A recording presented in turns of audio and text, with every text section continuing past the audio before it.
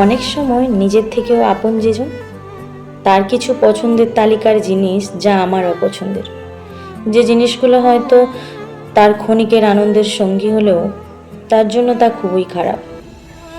ঠিক এই চিন্তা ভাবনায় যখন একটা সম্পর্ককে নিজের বেঁচে থাকার অঙ্গ বলে মনে হয়, তখন সেই আপন মানুষটিকে এক শক্ত বাঁধনের অধিকারে বেঁধে বেহায়ার মতো তর্ক করে ফেলি, তাকে ভালো রাখা ও নিজে একটু ভালো থাকার জন্য। কিন্তু মজার বিষয়টা কি বলুন তো, এই তর্কের বাইরের আর্তনাদেরটার ঘ্রাণটা সবাই কি দারুণভাবে উপভোগ করে, অথচ ভেতরকার ভালোবাসা যা মরিয়া হয়ে থাকে তাকে আঁকড়ে রাখার জন্য, ভালো রাখার জন্য, তা কিন্তু কারো চোখে পড়ে না। তাই মাঝে মাঝে মনে হয় এইভাবে এক লোক দেখানো অধিকারের মাঝে তর্ক করাচ্ছে কিছু জমানো অভিমান নিয়ে নিজেকে বোঝাটা বেশি গুরুত্বপূর্ণ।